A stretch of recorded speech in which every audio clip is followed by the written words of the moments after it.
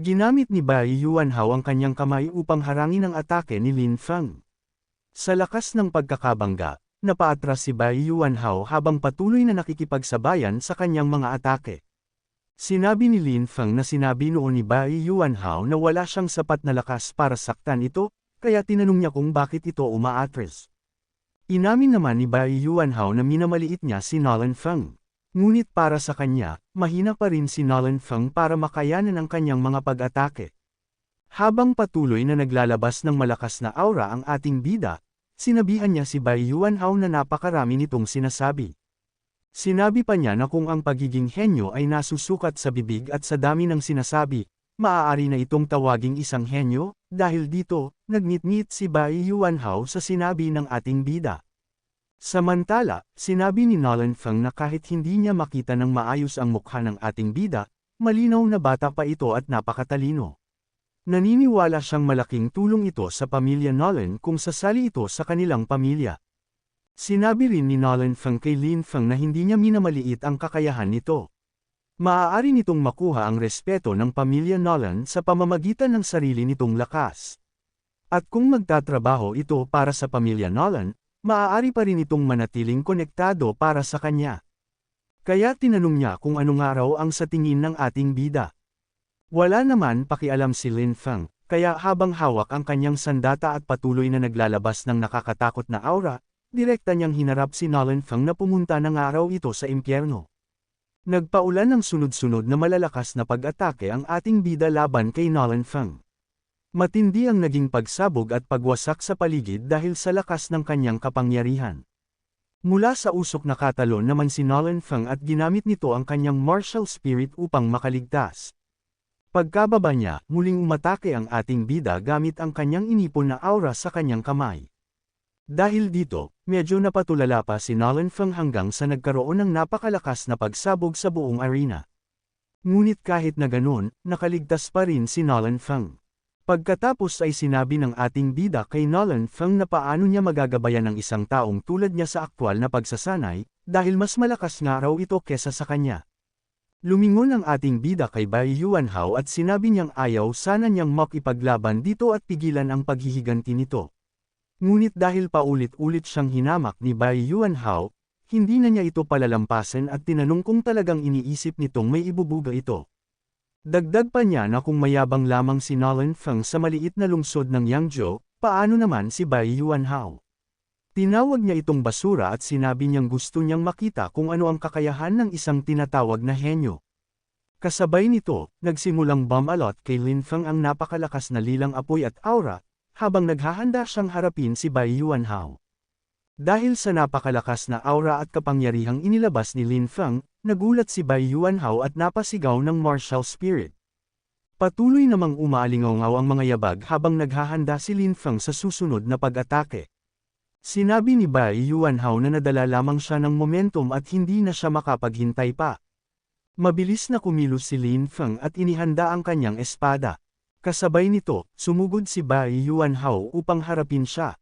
Agad namang ipinakita ni Bai Yuanhao ang kanyang depensa at sinabi na taglay niya ang undefeated golden body.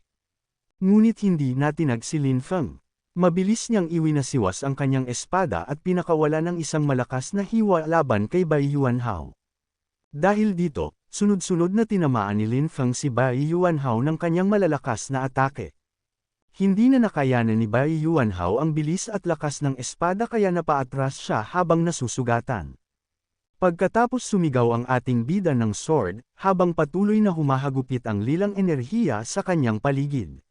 Sa sobrang lakas ng pag-atake, gumuho at nabasag ang paligid.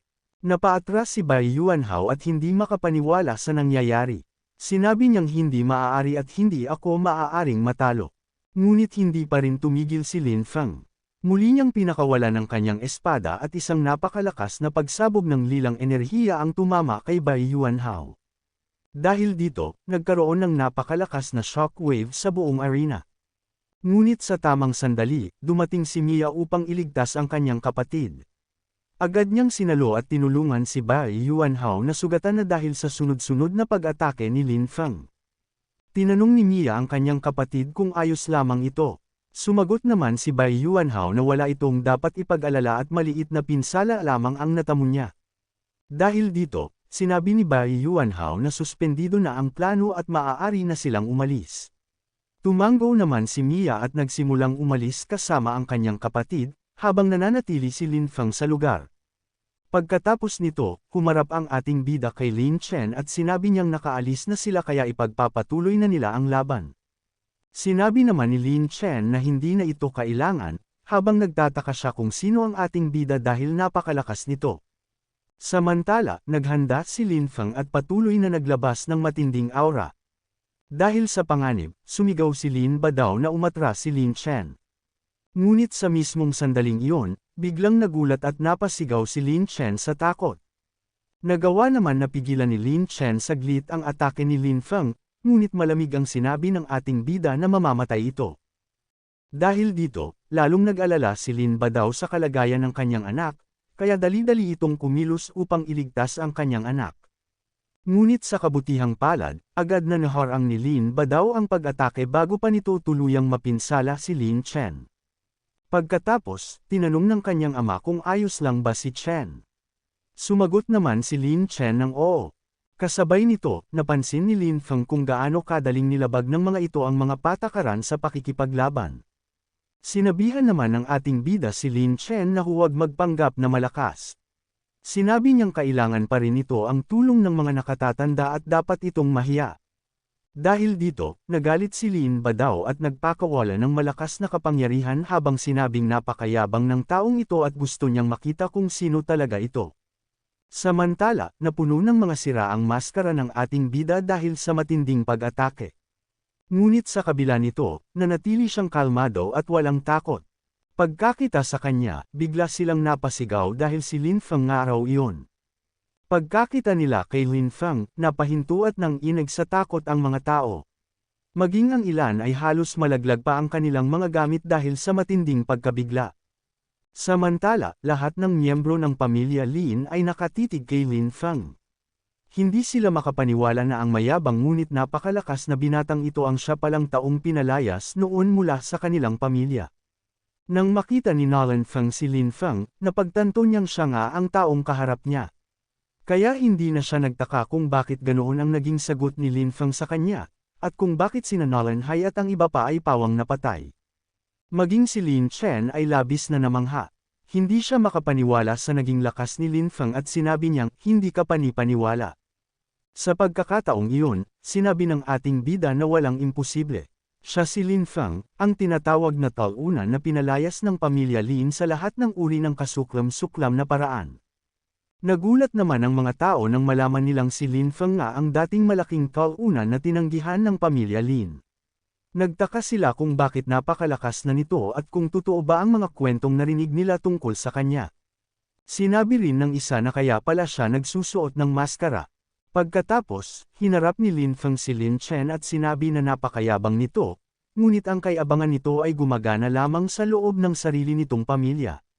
Para sa kanya, isang hanggal si Lin Chen at malayo ito sa pagiging isang henyo. Samantala, sinabi ni Lin Badao na hindi kayang talunin ng mga nakatatanda, maging ng kanyang ama, si Lin Feng ng ganoon kadali. Ngunit nakipagsabuatan si Lin Badao sa Supreme Elder upang agawin ang pamumuno mula sa kanyang ama.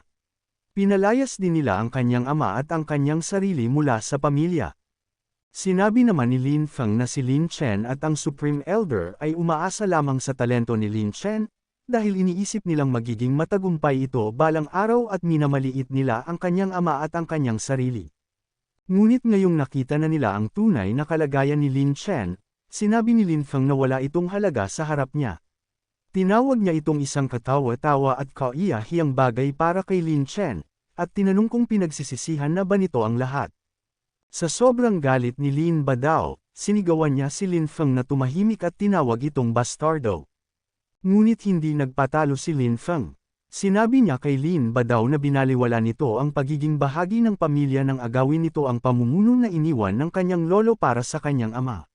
Sinubukan pa nitong pabagsakin ang kanyang pamilya, pinabayaan ang pagkakapatiran at pagmamahalan sa pamilya, at balak pang patayin ang kanyang ama at siya.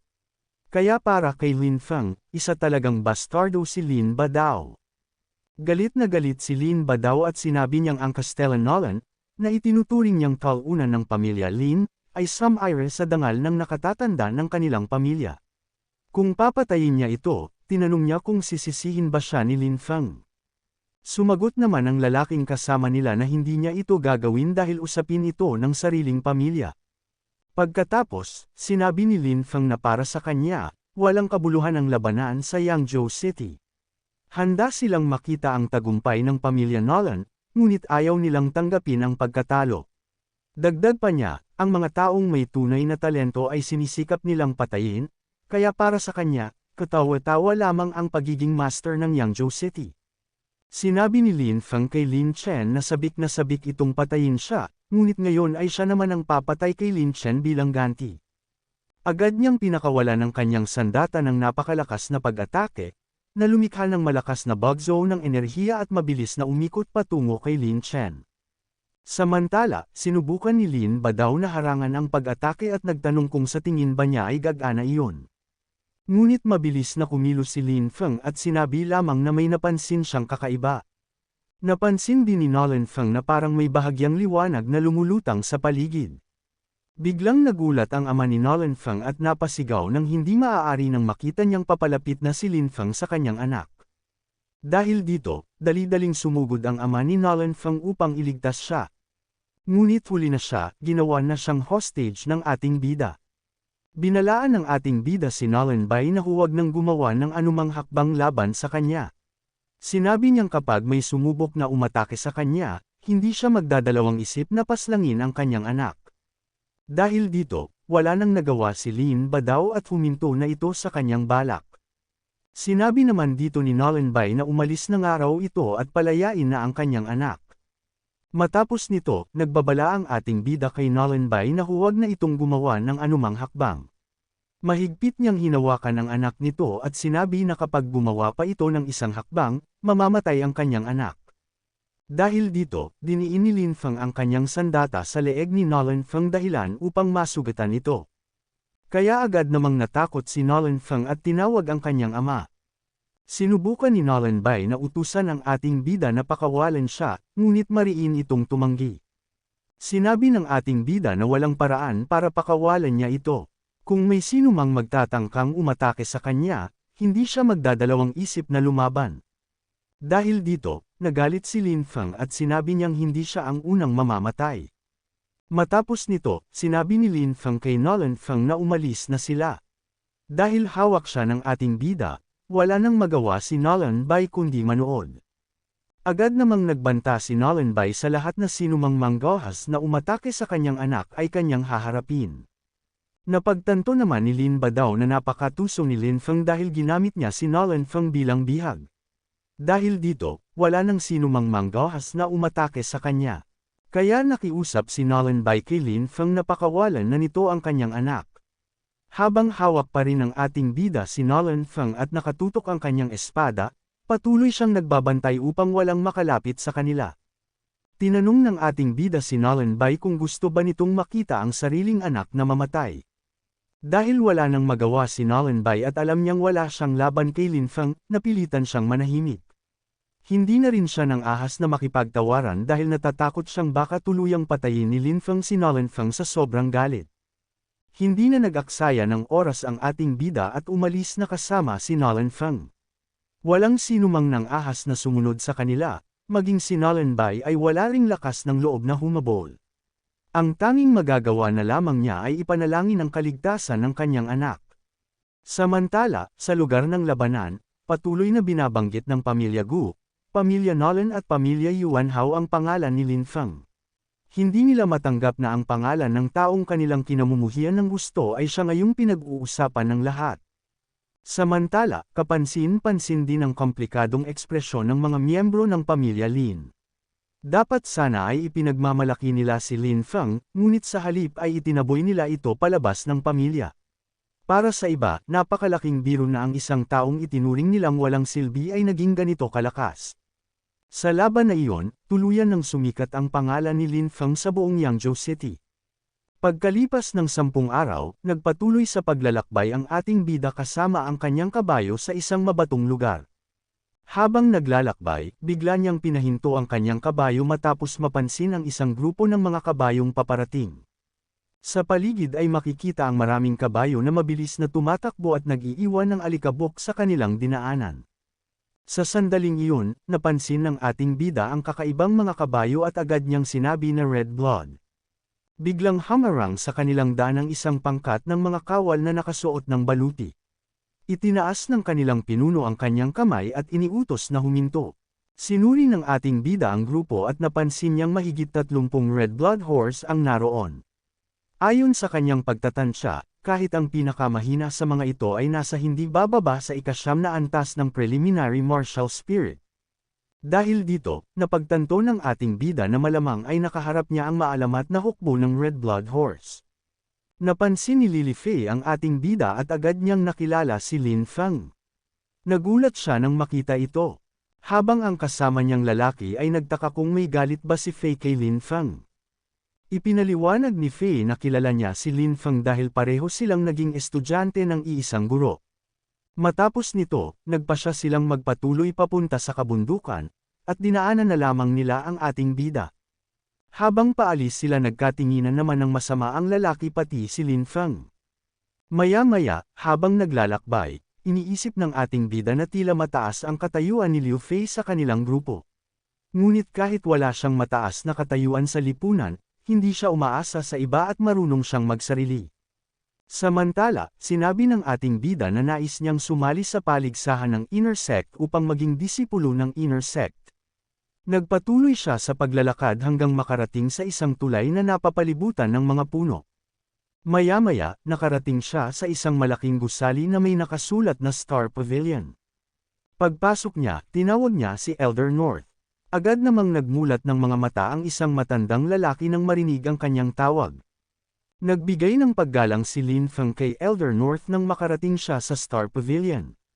Sinabi ni Lin Feng na pumunta siya roon upang pumili ng mga paraan ng paggamit ng enerhiya at mga kasanayang pang-martial.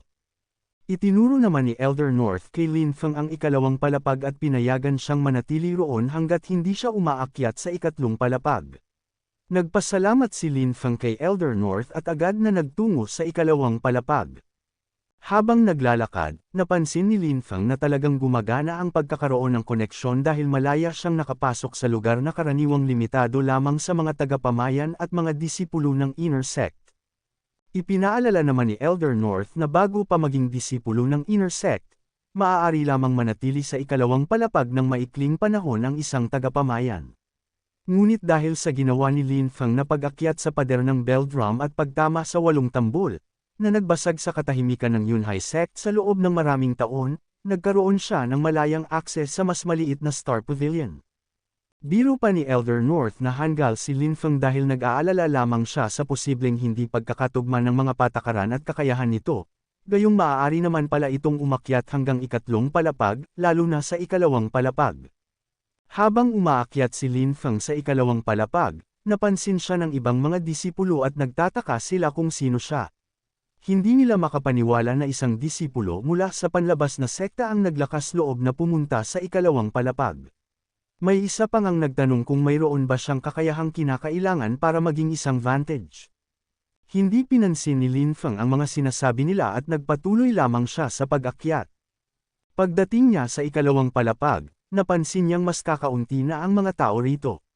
Ayon sa mga paliwanag, ang mga pamamaraan ng paggamit ng enerhiya at mga kasanayang martial ay nahahati sa 4 na antas, mula sa pinakamababa hanggang sa pinakamataas, ang yellow layer, black layer, earthly layer at heavenly layer. Ang bawat antas naman ay may 3 bahagi, ang mababa, katamtaman at mataas. Ang mga pamamaraan at kasanayang nasa yellow layer ay makikita sa unang palapag ng Star Pavilion, habang ang mas malalakas na pamamaraan at kasanayan ay matatagpuan sa ikalawang palapag. Dahil dito, agad na napansin ni Lin Feng na mas kakaunti ang mga tao sa ikalawang palapag kumpara sa unang palapag. Pagkatapos, may napansin siyang isang aklat sa loob ng mga nakahanay na koleksyon. Agad niya itong kinuha at binasa. Ang nakasulat dito ay ang 8 Direction Palm, isang mababang antas na kasanayan ng Dark Layer. Kapag ginamit ito ng buong lakas, kaya nitong maglabas ng malakas na pagyanig sa 8 direksyon at walisin ang mga kalaban sa paligid. Ang mga marka ng palad ay maaaring lumitaw kahit saan, kaya mahihirapan ang kalaban na makatakas. Ngunit matapos itong pag-aralan ni Lin Feng, napagtanto niyang mabilis niya itong makakasanayan. Gayunpaman, pakiramdam niya ay hindi sapat ang isang set lamang ng martial skills para sa kanyang kasalukuyang pangangailangan. Kaya naisip ni Lin Feng na mas mabuting humanap pa siya ng ibang kasanayan na maaari niyang pagsabayin para mas mapalakas ang kanyang kakayahan. Pagkatapos ay napansin niya ang isang aklat na may kaugnayan sa sword tactics at agad siyang napatingin dito. Nakasulat naman dito na ang Silent Sword Tactic ay isang intermediate martial skill ng Dark Layer. Ang kasanayang ito ay angkop para sa mga taong may sword spirit, mahusay na talento, at kakayahang maunawaan ang kapangyarihan ng espada. Mayroon din itong mahalagang kondisyon. Kailangang gamitin ang espada nang walang pagnanasa o emosyon ang gumagamit. Napansin ni Lin Feng na ang unang antas ng Silent Sword Tactic ay eksaktong katulad ng unang antas ng Skylight Martial Spirit na mayroon siya. Ngunit bago pa niya ito tuluyang makuha, may isang disipulo mula sa inner sect na lumapit. Nagpakilala ang disipulo bilang si Li Lin. Pagkatapos, dumating din si Shen Chen na isang outer sect disciple. Nagalit si Li Lin sa kanya dahil tinanggihan ni Shen Chen ang kanyang kahilingan. Sinabi naman ni Shen Chen na kilalang kilala niya si Li Lin at alam niyang isa ito sa pinakamahina sa mga inner sect disciple na kayang magpakitang gilas lamang sa harap ng ibang outer sect disciple. Hinamon din niya ito sa nalalapit na inner sect competition. Sinabi ng mga disciples na mukhang may magandang mangyayari at tinanong kung si Shen Chen ba iyon. Ipinaliwanag naman na si Shen Chen ang pinakamalakas sa mga outer sect disciple at dahil sa kanyang flame spirit, kaya niyang talunin ang ibang disciple gamit ang malakas niyang fire sword tactic. Sinabi ng isa na malas ni Li Lin dahil si Shen Chen pala ang kanyang nakalaban. Ngunit tumalikod si Li Lin sa takot at sinabi niyang hindi niya naman talaga gustong basahin ang aklat at nagkaroon lamang ng hindi pagkakaintindihan. Tinawag siyang taluna ni Shen Chen at sinabi ng iba na natakot ang duwag na iyon sa isang outer sect disciple. Samantala, patuloy lamang sa pagpili ng aklat si Lin Feng, nang bigla na lamang siyang pinaginitan ni Li Lin, dahil sa kahihiyan na nangyari sa kanya ngayon. Ngunit wala namang pakialam ang ating bida at tumalikod na lamang ito kaagad. Pagkatapos, napangisi sa galit si Li Lin at sinabi kay Lin Feng na ngayong nakuha na nito ang gusto nito, umuwi na ito. Ngunit hindi sumunod si Lin Feng. Dahil dito, sumigaw si Li Lin at sinabi na paano naglakas loob ang isang panlabas na disipulo na baliwalain ang kanyang sinabi. Sa halip na matakot, sinabi ni Lin Feng na ginawa lamang ni Li Lin ang sarili nitong katawa-tawa sa harap ng isang tagalabas. Lalong nagalit si Li Lin at nagbanta kay Lin Feng na inilalagay nito sa panganib ang sarili nitong buhay. Hinarap ni Li Lin ang ating bida at galit na galit itong hamarang sa kanya. Samantala, mabilis na dumaan si Lin Feng sa tabi ni Li Lin, dahilan para magulat ito at mapalingon. Sinabi ni Lin Feng kay Li Lin na tatandaan niya ito at magkikita sila sa Life and Death platform sa Wind and Cloud Valley sa paligsahan ng panloob na sekta. Nagtaka si Li Lin at tinanong kung kailan siya nalagpasan ni Lin Feng. Napansin naman ng dalawang disipulo ang nangyari at sinabi nilang hindi nila inaasahan na isang panloob na disipulo ng Yunhai sect ang 2 beses na mapapahiya ng isang panlabas na disipulo at hahamunin pa sa Life and Death platform. Sinabi nilang talagang kawili-wili ito. Samantala, sinabi ni Li Lin na isa itong kasunduan at magkikita sila sa Life and Death platform. Nagulat si Shen Chen at tinanong ang ating bida kung ano ang kanyang pangalan. Sinabi niya na kung nakarating na ito sa Vantage, dapat ay matagal na niya itong nakita, ngunit ngayon lamang niya ito nakilala. Sumagot ang ating bida na Lin Feng ang kanyang pangalan at dahil wala siyang halaga para kay Shen Chen, bago lamang siya rito. Hindi naman naniwala si Shen Chen at sinabi niyang si Lin Feng ang unang pinagkakaguluhan ng mga usap-usapan. Para sa kanya, imposibleng makarating sa Vantage ang isang talunan.